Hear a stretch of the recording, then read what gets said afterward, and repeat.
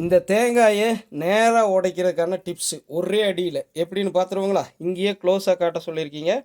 So இந்த ரெண்டு இதையும் கண் இது வாயின்னு நம்ம தேர்ந்தெடுக்கிறோம். எப்படின்னு கேட்டிங்கன்னா, இங்கிருந்து இங்கே நரம்பு போகுது இல்லைங்களா? ஸோ இது பக்கமாக இருக்கும், இங்கிருந்து இந்த நரம்புக்கு பக்கமாக இருக்கும். ஆனால் இது வந்து லாங்கு கேப் இருக்கும். ஸோ இங்கே பாருங்கள், இங்கிருந்து இது வரைக்கும் நரம்பு எங்கேயுமே இல்லை. ஸோ இந்த லாங் கேப் கீழே இந்த ரெண்டு பக்கம் இருக்கிறது மேலே இந்த இடத்துல ஓங்கி அடித்தோம்னா நேராக உடையும். மற்ற பக்கம் அடித்தா 2 தாட்டி 3 தாட்டி உடையும், அதாவது அடிக்கணும். ஸோ கோணையாகவும் போகும். இப்போ அதை பார்த்துருவீங்களா எப்படின்னு? ஸோ தெரியும்னு நினைக்கிறேன்.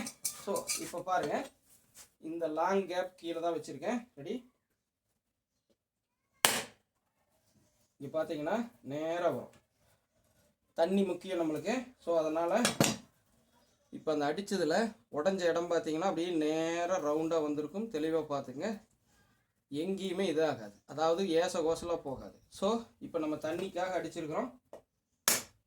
ஸோ தெளிவாக தண்ணி வேணும், தண்ணி வேணும், தண்ணி வேணும், தண்ணி வேணும். ஓகே, உடஞ்சதை பார்த்துக்குங்க. ஸோ பருப்பையும் பார்த்துக்குங்க, எந்த அளவுக்கு கெட்டின்னு பார்த்துங்க. ஆஹா, ஜோலி சாச்சு போச்சு, கெட்டு போன தேங்காய் சரிங்களா? இந்த இடமெல்லாம் கெட்டு போச்சு, தேங்காயை பயன்படுத்த முடியாது. ஸோ இந்த இடமெல்லாம் கெட்டு போச்சு, தெளிவாக பார்த்துங்க. கெட்டு போன தேங்காய், இந்த தண்ணியும் குடிக்க முடியாது, வாசமே இதாகி போச்சு. வாங்கிட்டு வந்து எத்தனை நாள் ஆச்சுமா? 4 நாளைக்கு மேலே ஆகி போச்சு வாங்கினது. தேங்காய் வாசம் அடிக்குது.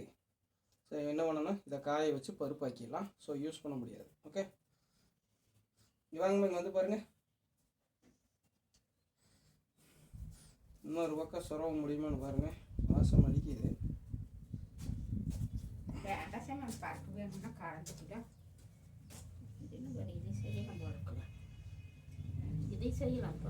இது இந்த இடம் மட்டும்தான். இது நல்லா இருக்கா? அது கொஞ்சம் சொரை போட்டு செய்யலாம். இல்லை, இது அறுத்து எடுத்துக்குங்க. இது பண்ணாதீங்க, சொரவுனீங்கன்னா இதாயிரும்.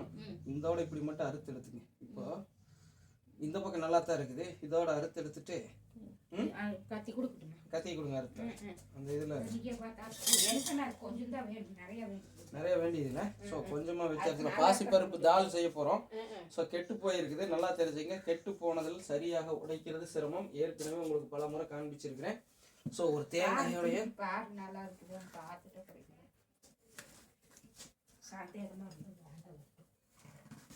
இப்பதான் பேரிக்கு எடுத்துருக்கேன். ஏன்னா அப்ப வெங்காயம் தக்காளியும் போட்டு அந்த மாதிரி வந்து செஞ்சுக்கலாம். இந்த பின்னாடி எல்லாம் பாருங்க, கலர் சேஞ்ச் ஆகிருக்குது. அந்த கலர் இருந்தாலே வேண்டாம், கலர் இல்லாமல் இருக்கும். ஒரு எல்லாத்தையும் தோண்டி பாரு, இல்லைன்னா அப்படி வைக்கிறது காய போட்டு. காய போட்டு நம்ம என்ன பண்ண, இது எல்லாமே பார்த்தீங்கன்னா அந்த தோல், அந்த ஃபங்கஸு பின்னாடி எல்லாமே ஃபார்ம் ஆக ஆரம்பிச்சிருச்சு. நல்லா இல்லை, எல்லா மூடியும் அப்படி தான் இருக்குது.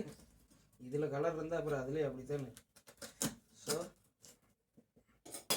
எல்லா பக்கமே அந்த தேங்காய் தொல்லி அந்த கெட்டு போனதுக்கு மாறிடுச்சுமா. இந்த பின்னாடியெல்லாம் இப்படி வரக்கூடாது. இல்லை இப்படி இப்படி இது எல்லாத்துலேயுமே அப்படித்தான் இருக்குது. இதுலேயும் தோண்டி பார்த்துருமா, இதுதான் வாசமே அடிச்சுது. ஸோ இதுலேயும் கண்டிப்பாக எல்லாத்துலேயுமே அப்படித்தான் இருக்கு. ஸோ இதுவும்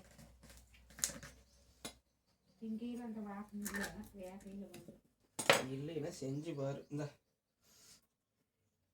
வெந்திர அளவாத்தானே இவ்வளோதானே வைப்பேன். 2 இடத்தை வச்சு இந்த இதையும் நல்லா இருக்குதுன்னு நினைக்கிறேன். இது நான் எல்லாத்தையும் தோண்டி தர்றேன், எதில் நல்லா இருக்குதுன்னு பார்த்து வச்சுக்க.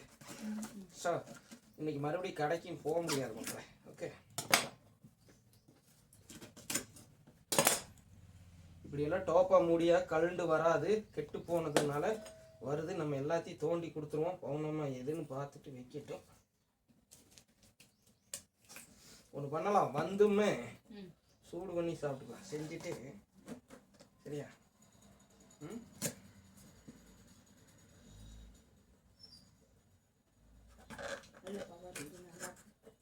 இந்தாங்க, எல்லாத்தையுமே தோண்டி வச்சுட்டேன். உங்களுக்கு எதில் இந்த இதில் பாதி அறுத்தினா கரெக்டாக இருக்கு.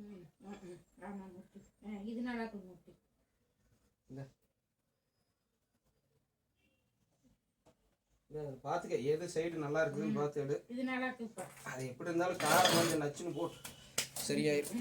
இது ஸோ கெட்டு போன தேங்காய் நோட் பண்ணிக்கங்க. ஓகே.